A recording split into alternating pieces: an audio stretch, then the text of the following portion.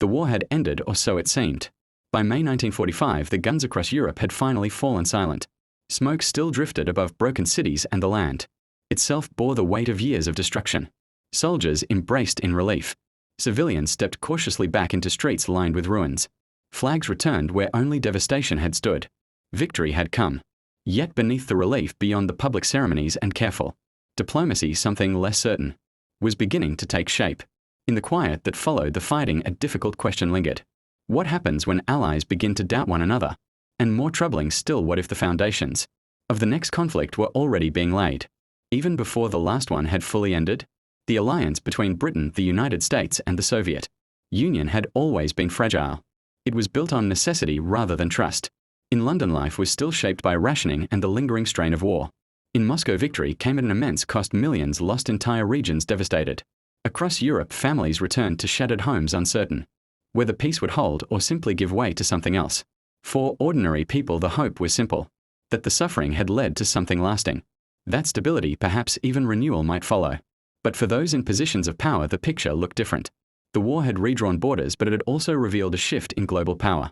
Old empires were fading. New ones were emerging. At the center of this changing landscape stood the Soviet Union. Its armies had driven back Nazi forces with extraordinary determination, pushing westward across Eastern Europe. In doing so, they had liberated territories, but also established a presence that would not easily be undone. To many in the West, this was not just a sign of victory. It raised deeper concerns. As the war drew to a close, Allied leaders met at conferences in Yalta and Potsdam. The tone was formal, the language measured. Agreements were discussed. Borders were outlined. Plans for the future took shape. Yet beneath the surface, unease persisted. The Soviet Union sought security, having faced devastating invasions within a single generation. Its leadership insisted on friendly governments along its western frontier. From their perspective, it was a matter of survival. From the Western viewpoint, it suggested expansion. This difference in interpretation would prove critical. And in the mind of one leader in particular, it signaled something more serious. Winston Churchill had spent a lifetime navigating conflict and political change. He had witnessed the collapse of old systems and the rise of new threats. To him, the end of the war did not guarantee lasting peace. If anything, it introduced new uncertainties. In early 1945, as German resistance weakened, Allied forces advanced from opposite directions. British and American troops moved in from the west while Soviet forces pressed forward from the east. They met along the Elbe River. It was a powerful moment. Soldiers from different nations greeted one another, marking what appeared to be a shared victory. Images of unity were captured and circulated around the world. But even in that moment, questions remained. Who would control Berlin? Who would shape Germany's future? Who would define the political order of Europe? These were not questions for public discussion, but they were being addressed quietly behind closed doors. Churchill, more than many others, was already thinking ahead. Within British leadership circles, conversations began to shift in tone. What if the Soviet Union extended its influence further west? What if Eastern Europe remained under its control indefinitely? What if the alliance itself began to fracture? Churchill was not focused solely on rebuilding. He was considering the possibility of another confrontation. In the spring of 1945, he requested that military planners examine a scenario that few would openly discuss: a potential conflict with the Soviet Union. The proposal would later be known as Operation Unthinkable. The name reflected its nature. Only months earlier, Soviet forces had been partners in a shared struggle. Now they were being considered in a very different light. The plan remained highly confidential. It was not widely shared, even within government. Those involved understood its sensitivity. Military planners were asked to assess a difficult question: if relations broke down, could Western forces successfully challenge the Soviet Union? And beyond that, should they consider acting before circumstances forced their hand? These concerns were not without context. By 1945, the Soviet military was large, experienced, and positioned across much of Eastern Europe. Western leaders recognized that if tensions escalated, the strategic balance would be uncertain. Europe itself was in no condition for further conflict. Infrastructure had been damaged. Economies were fragile. Armies were depleted. Churchill believed that waiting might carry its own risks. But the implications of his proposal were profound. It envisioned the possibility of Western forces engaging directly with a former ally. There were even discussions about whether German prisoners of war might be rearmed to support such an effort, an idea that highlighted the complexity and desperation of the situation. Within military headquarters, planners worked through the details. They examined troop strength, supply routes, and potential outcomes. The analysis was careful and methodical. The conclusions were far from reassuring. Even with strategic advantages, success was uncertain.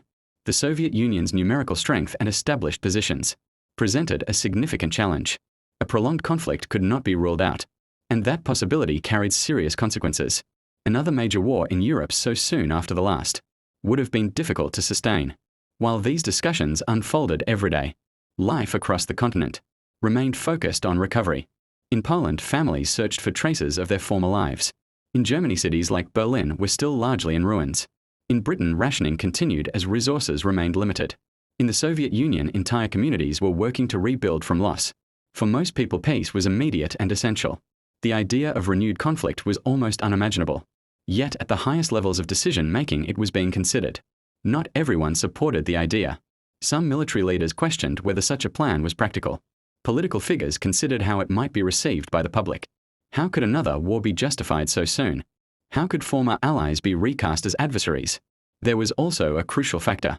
Without the support of the United States, the plan could not proceed. And American leadership was evolving. By mid-1945, Harry Truman had assumed the presidency. He approached the situation with caution, less inclined toward immediate confrontation. The United States was still engaged in the war in the Pacific, and resources remained stretched. There was also a development that would soon reshape strategic thinking entirely. A new kind of weapon. As Operation Unthinkable was being reviewed, attention shifted to a different breakthrough. The successful test of the atomic bomb in July 1945 introduced a level of destructive capability that fundamentally changed how future conflicts would be understood. War between major powers was no longer defined solely by conventional forces. The stakes had become far higher. The possibility of widespread devastation could no longer be ignored. In that context, the idea of initiating a new large-scale conflict became even more complex. Ultimately, Operation Unthinkable was set aside. It was never formally announced, and it remained largely unknown at the time. Its details stayed within classified documents and internal discussions. But its existence revealed an important truth. The alliance that had defeated Nazi Germany was already under strain. Trust had weakened. Suspicion had grown.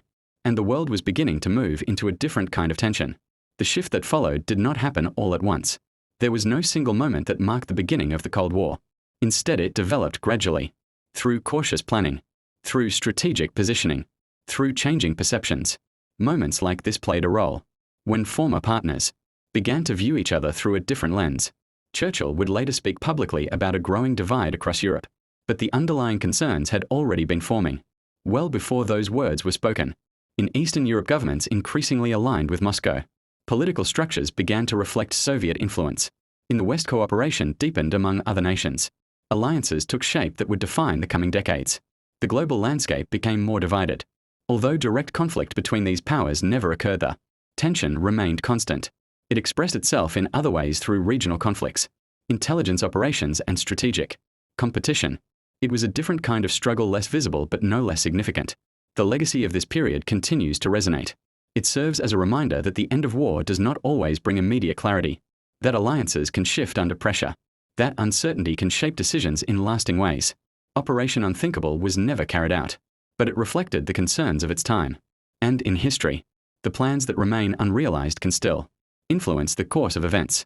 In the years that followed, the balance of power, the structure of alliances, and the atmosphere of caution between nations all bore the imprint of these early post-war decisions.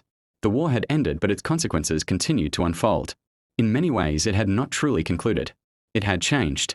It became quieter, more calculated, defined by caution rather than direct confrontation, and perhaps more enduring. Because when the possibility of conflict remains even unspoken, it does not disappear. It remains in the background, waiting.